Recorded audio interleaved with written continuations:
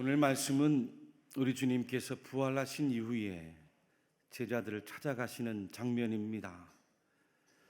여러분, 예수님이 십자가에 죽으시고 무덤에 갇혀 계셨을 때에 이 제자들의 마음이 어떠했을까요? 후회와 비탄과 두려움이 가득 차 있습니다. 사랑하는 스승을 잃었어요. 그것도 스승이 십자가 죽는데 모두가 두렵다고 도망친 자신들이었어요. 그러니 얼마나 부끄럽고 후회스럽겠습니까? 스승을 잃어버렸다는 비탄 속에 자기들을 바라보면서 한없는 후회가 마음속에 몰려왔을 거예요. 그리고는 한편으로 주님을 십자가에 못 박았던 그 유대 지도자들과 로마의 관료들이 자신들도 찾아내서 해코지를 하지 않을까 두려운 마음도 몰려온 겁니다. 그와 같은 제자들 마음을 아셨는지 부활하신 주님이 친히 제자들에게 찾아오셨어요. 여러분, 예수님의 공생애를 보면 한 가지 아주 특별한 점을 발견할 수가 있습니다. 그것은 이 동양에서는 스승을 만나기 위해 제자들이 먼저 스승을 찾아오지요. 유명한 스승을 찾아가 가르침을 얻기 위해서 그 스승 앞에 정중히 머리를 숙이고 입문을 허락받아야 제자가 되는 거예요. 특별히 동아시아 유교 문화에서는 더욱 그렇습니다.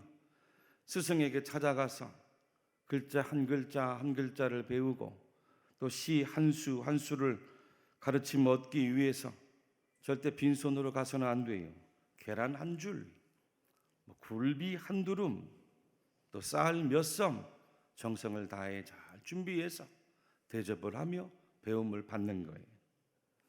그런데 놀랍게도 성경에 나오는 우리 예수님은 어떻게 하셨습니까? 제자들이 주님을 찾아온 게 아니라 예수님이 제자들을 찾아 나서시는 거예요. 산으로 찾아 나서시고 바닷가로 찾아 나서시고 마을로 집으로 세관으로 주님이 직접 발품을 팔아가며 제자들을 찾아 불러 모으시더라는 거예요. 그렇게 오랜 시간을 공들여 제자들을 불러 모으셨고 또 신중히 이들을 위해 밤을 지새우며 기도하시다가 그들 가운데 12 제자를 따로 불러내신 줄로 믿으시기를 바랍니다. 공생의 기간 동안 이 제자들 무리에 쏟으신 정성도 얼마나 대단한지 몰라요. 직접 그들과 함께 생활하시면서 먹고 마시고 또 쉬고 또 잠을 청하시고 생활하면서 주님이 전하는 말씀을 듣게 하시고 또 목소리도 듣게 하시고 예수님의 행동도 보게 하시고 또 주님이 어떻게 직접 판단하고 선택하고 의도하나, 사람들은 어떻게 다루는지, 복음을 어떻게 전하는지, 어떻게 병자들을 고치고 능력을 행하고 귀신을 내쫓고 말씀을 전하게 하시는지 하나하나 다 가르쳐 주셨어요. 천국 복음을 주님 앞에서 두 눈으로 똑똑히 보고 배울 수 있도록 배려를 해주시고 애쓰신 분이 바로 우리 예수님이신 줄로 믿습니다. 그렇게 제자들을 세워가셨는데 주님의 사랑을 받은 제자들이라면, 그리고 정말 주님을 사랑하고 따랐다면 적어도 12명의 제자들의 목소리와 말투는 예수님을 닮아 있어야죠. 할렐루야. 하나하나 보고 따르고 닮고 그렇게 천국 복음을 전하는 제자들로 가르쳐 주신 줄로 믿습니다. 무슨 뜻입니까? 예수님은 절대로 제자들을 포기하지 않으신 거예요. 제자들은 예수님을 다 도망쳤지만 주님은 다시 찾아오셔서 그들을 포기하지 않고 계셨어요. 한 사람 한 사람 약했지만 그들을 통해 세상을 복음으로 변화시킬 준비를 차곡차곡 준비하고 계신 예수님의 모습이세요.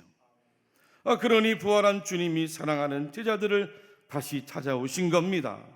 유대인들에게 목숨을 빼앗기고 교회도 흩어질지 모른다는 두려움에 빠져있는 그 제자들을 향하여 부활하신 예수님이 찾아오셔서 두 가지 말씀을 전해주고 계셨습니다. 첫 번째 말씀은 너희에게 평강이 있을지어다. 한번 따라해 볼까요? 너희에게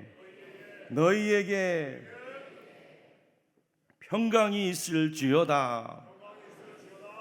평강이 있을지어다. 19절 말씀입니다. 함께 읽겠습니다.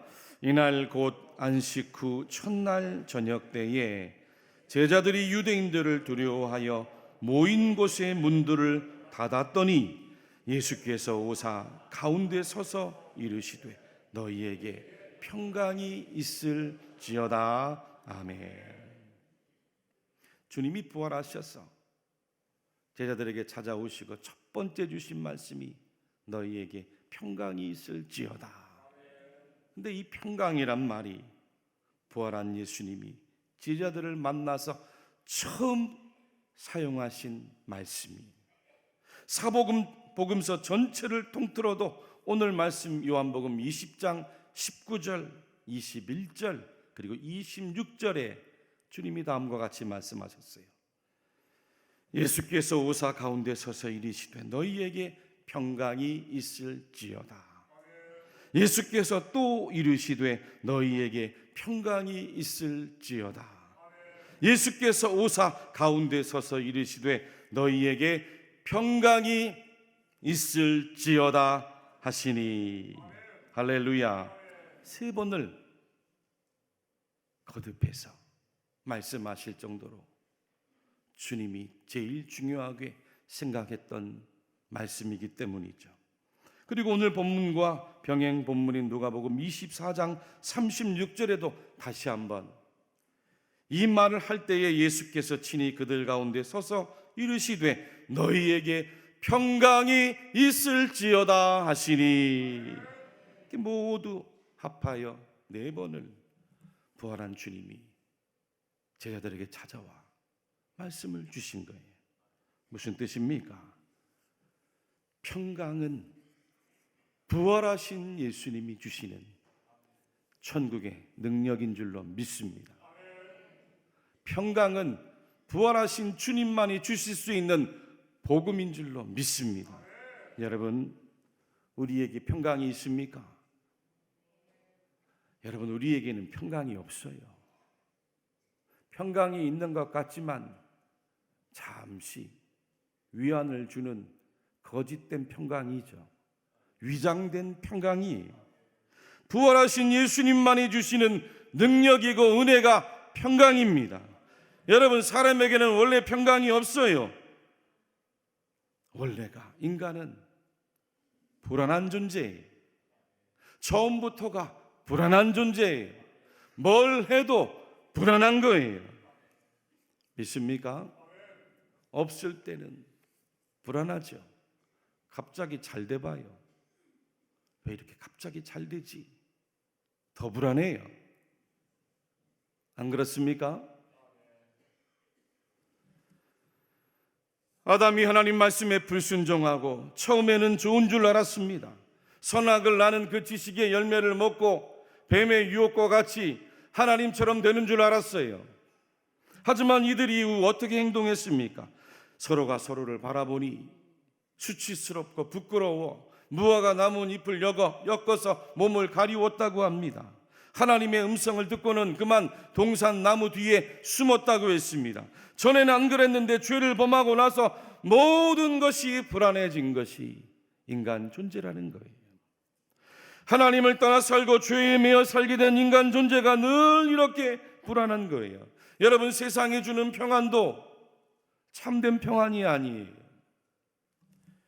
얼마 전에 미국에서 우리나라 돈으로 무려 2조 4천억 원에 해당하는 이 파워볼 복권 당첨자가 나왔다고 해서 세계적으로 화제가 됐어요. 2조 4천억 원. 얼마 안 되니까 별로 안 놀라시는 것 같은데 2조 4천억 원.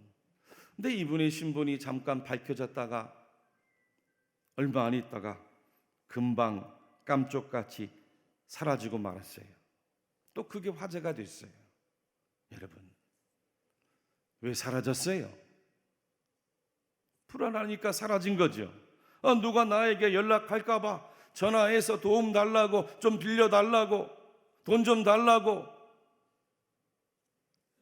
귀찮게 하고 협박하고 해코지를 할까 봐 모든 연락을 끊고 사라진 거예요.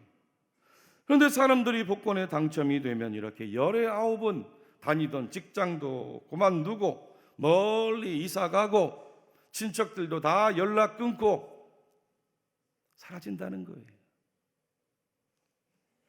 이 이야기를 듣고는 그렇구나.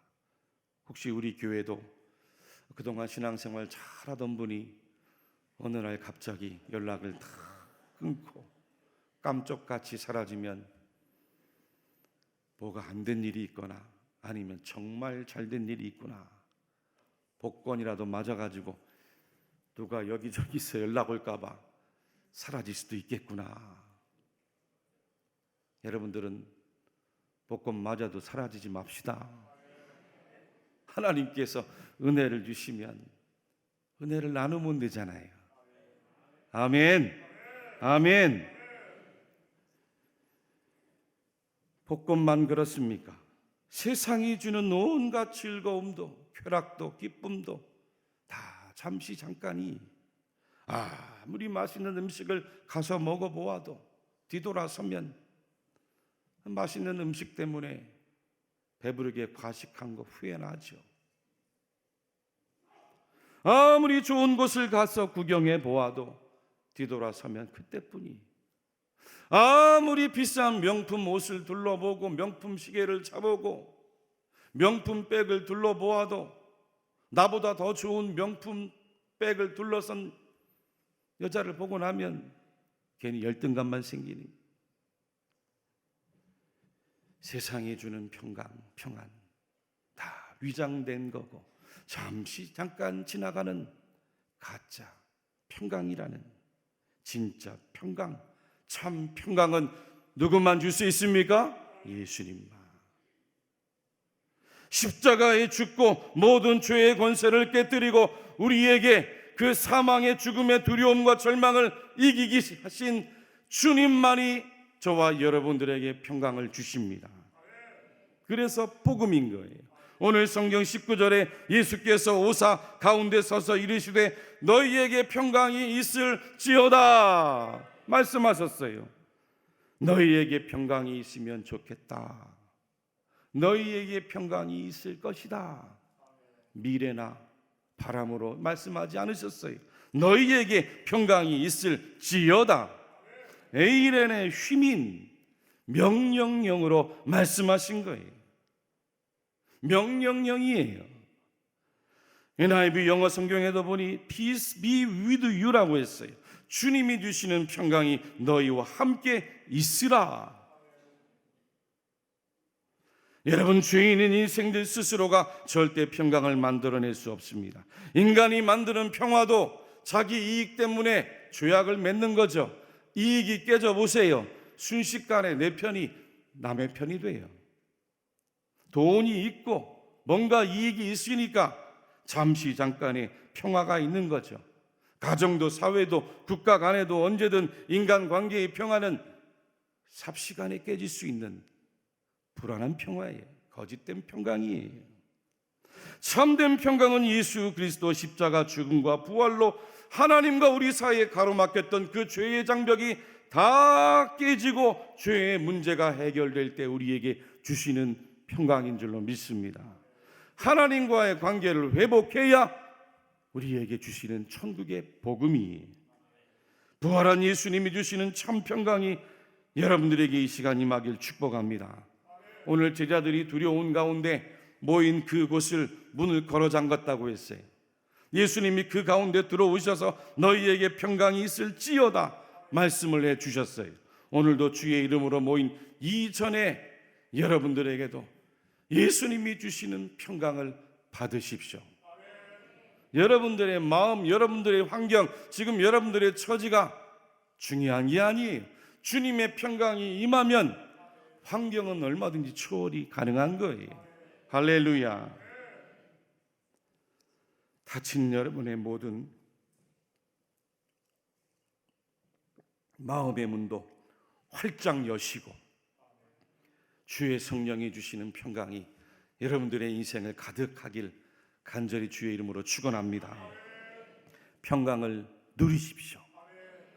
받으십시오. 두 번째로 제자들에게 성령을 받으라. 한번 따라해 볼까요? 성령을 받으라.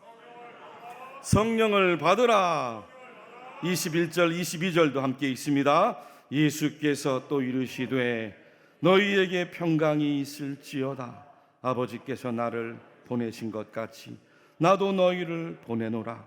이 말씀을 하시고 그들을 향하사 숨을 내쉬며 이르시되 성령을 받으라. 아멘. 부활한 주님이 제자들에게 찾아오셔서 첫 번째 주신 말씀, 평강할지어다. 평강할지어다. 두 번째는 성령을 받으라. 성령을 받으라. 그것도 오늘 성경에 보니까 숨을 내쉬면서, 주님이 숨을 내쉬면서 성령을 받으라 했어요. 이 숨을 내쉬었다는 표현은 구약성경 창세기 2장에서 하나님이 인간을 창조하실 때에 말씀하신 뜻과 같은 맥락이, 창세기 2장 7절 여호와 하나님이 땅의 흙으로 사람을 지으시고 생기를 그 코에 불어넣으시니 사람이 생명이 되니라. 그 전까지는 흙으로 지은 그저 생기 없는, 생명 없는 존재였어요. 그런데 그 코에 하나님께서 생기를 불어넣으시니 생명, 살아있는 영, 살아있는 생명, 비로소 사람이 된 줄로 믿습니다. 예수님도 똑같아요. 제자들에게 숨을 내쉬면서 성령을 받으라. 성령을 받지 않으면 새 생명으로 거듭나 살아갈 수가 없다. 에덴 동산에서 인간의 첫 창조 때와 같이 인간이 다시 새롭게 영적으로 태어나고 새로운 생명으로 힘있게 살아가려면 예수님이 주시는 성령을 받으라는 이야기. 여러분 잘 들으세요. 왜 예수님이 십자가에 죽고 무덤에서 다시 부활하셨습니까? 성령을 주시기 위해서예요. 성령을 주시기 위해 예수님이 십자가에 죽고 부활하신 거예요. 우리에게 성령을 주시기 위해 성도들이 그 성령을 받아서 새로운 존재로, 영적인 존재로, 영적인 생명으로 거듭나 날마다 성령이 주시는 새 힘으로 살아가라고 주님이 십자가에 죽고 부활하여 성령을 우리에게 주신 줄로 믿으십시오. 요한복음 16장 7절에 내가 떠나가는 것이 너희에게 유익이라. 내가 떠나가지 아니하면 보혜사가 너희에게로 오시지 아니할 것이요 가면 내가 그를 너희에게로 보내리니. 사도행전 2장 33절에도 하나님이 오른손으로 예수를 높이심에 그가 약속하신 성령을 아버지께 받아서 너희가 보고 듣는 이것을 부어주셨느니라. 갈라디아 3장 14절에도 이는 그리스도 예수 안에서 아브라함의 복이 이방인에게 미치게 하고 또 우리로 하여금 믿음으로 말미암아 성령의 약속을 받게 하려 함이라. 여러분, 성령 받아야 죄를 이깁니다. 성령 받아야 소망이 있는 사람이 됩니다. 성령 받아야 그 미래가 열리는 거예요. 성령 받아야 가정에도 직장에도 모든 인간관계에도 능력 있게 인생을 살아갈 수가 있어요. 성도가 성령 받아야 감사할 수 있습니다. 봉사할 수 있어요. 은혜를 받을 수 있어요. 성령 받아야 전도하는 거예요. 성령 받아야 선교하는 거예요. 성령 받아야 어려운 이웃을 위해 내 삶의 공간을 여유 있게 열고 내 인생의 지경을 넓힐 줄 아는 거예요. 그러니 우리가 캄보디아도 가는 거예요. 성령 받아야 자녀들이 비전을 발견하고 하나님 앞에 뜻을 세워 공부를 열심히 할 수가 있는 거예요. 성령 받아야 사람이 노후의 인생에도 시간을 허비하는 게 아니라 지나온 인생의 모든 지혜와 건강, 살아온 세월, 모든 그 소유를 가지고 나의 남은 인생, 제2의 인생, 하나님의 영광을 위해 쓰임받을 수 있는 거예요. 믿습니까? 이번에 캄보디아 갔는데 미국에서 온 목사님, 또 장로님, 성도님들도 같이 만나서 예배를 드렸어요. 물었습니다. 목사님, 저희는 장로님들하고 성도님들하고 한 대여섯 시간 비행기를 타고 왔는데 아유 힘드네요. 미국에서는 얼마나 걸렸습니까?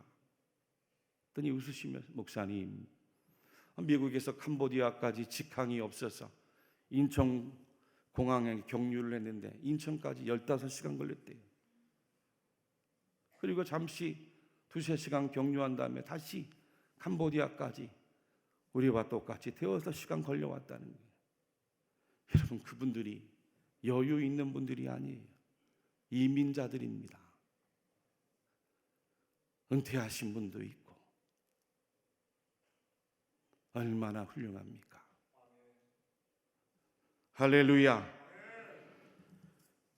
요엘 2장 28절과 29절에 말씀하셨어요. 같이 말씀을 읽겠습니다. 그 후에 내가 내 영을 만민에게 부어주리니 너희 자녀들이 장래일을 말할 것이며 너희 늙은이는 꿈을 꾸며 너희 젊은이는 이상을 볼 것이며 그때에 내가 또 내 영을 남종과 여종에게 부어줄 것이며. 이 좋은 성령님 아직도 받지 못하고 살아가는 성도들이 있습니까? 부활하신 예수님 약속해 주신 그 성령님 받지 못하고 성령 충만하지 못해 아직도 내 맘대로, 내 고집대로, 내 주장대로, 내 성격대로, 내 혈기대로 그저 교회 오가는 습관적인 종교인으로만 머물고 계신 분이 있습니까? 나중에 막차 타는 천국 백성 될 수 있을지 몰라도 성령 받지 않으면 아무런 변화가 없어요. 아무런 변화가 없습니다. 그저 남들이나 판단하고 정죄하고 앉아 있는 거예요. 성령을 힘껏 구하십시오. 예배 드릴 때도, 말씀 드릴 때, 찬송할 때도, 마지막 파송 찬양할 때 두 손을 들고 하나님이 한 주간 주님 주시는 믿음으로 은혜로 살아야 됩니다. 성령을 주십시오. 성령을 주십시오. 성령 충만을 주십시오. 간절하게 구해야 성령이 여러분들 가운데 임하고 충만을 받습니다. 누가복음 11장 13절입니다. 너희가 악할지라도 좋은 것을 자식에게 줄 줄 알거든 하물며 너희 하늘 아버지께서 구하는 자에게 성령을 주시지 않겠느냐 하시니라. 주의 말씀이에요. 로마서 8장 이전에는 이는 그리스도 예수 안에 있는 생명의 성령의 법이 죄와 사망의 법에서 너를 해방하여 씀이라. 성령 받지 않으면 절대로 내 힘으로 죄를 못 이깁니다. 작은 죄도 못 이깁니다. 여러분의 있는 작은 습관도 하나 고칠 수 없어요. 여러분의 가정을 망치고 내 자녀와 일터와 앞길을 망치는 사단마귀에 이끌려 살아갈 수밖에 없는 거예요. 내 영혼을 망치고 지옥으로 끌고 가는 사단마귀에 이끌려 살아갈 수밖에 없는 거예요. 성령을 받아야 되는 겁니다. 날마다 성령 충만하도록 내 안에서 성령이 살아가시도록 영적으로 깨어서 기도하고 말씀을 붙잡아야 되는 거예요. 부활하신 주님이 오늘 저와 여러분들에게 주시는 하나님의 말씀이에요. 인간의 뇌에 거울 뉴런이라는 신경세포가 있다고 해요. 이 세포는 옆에 있는 타인의 행동과 감정을 순간적으로 모방할 수 있는 행위가 그 신경세포 안에 있는 거울 뉴런 때문에 그렇다고 해요. 그래서 이 세포 때문에 아이들이 자라갈 때 보면 재밌습니다. 오늘 넷째 금방 갔네요. 예, 엄마, 아빠, 누가 처음부터 그런 말을 해요? 엉엉엉엉엉엉. 엄마가 물 먹으면 아기도 물 먹는 거 보고 배우고, 엄마가 신경질 부리면 아기도 신경질 부리는 거 보고 배우고, 그렇다가 하나 둘씩 흉내내다가 어느 날 갑자기 엄마, 아빠 하는 거죠. 오랜 세월 함께 말도 행동도 옆에서 감정도 의중도 배워가는 거예요. 오랫동안 함께 해온 부부가 서로 닮아가는 이유예요. 할렐루야. 서로가 거울처럼 바라보고 모방할 수 있는, 가까이 함께하기 때문이에요. 여러분, 예수 믿는 것이 무엇입니까? 우리 안에 있는 예수의 영, 부활의 영, 성령님과 함께 예수님을 가까이 살아가는 것 아니겠어요? 성도가 오랜 신앙생활하면 예수님을 당연히 닮아가는 거죠. 예수님의 모습도 닮아가고, 예수님의 음성도 닮아가고, 예수님의 성품도 닮아가고, 그렇게 예수님을 닮아가다 언젠간 다시 오실 주님 만나 뵐 때 알아보는 것 아니겠습니까? 오늘 이 말씀을 꼭 기억하셔서 평강이 너희에게 있을지어다. 평강을 누리십시오. 성령을 받으십시오. 성령으로 살아가십시오.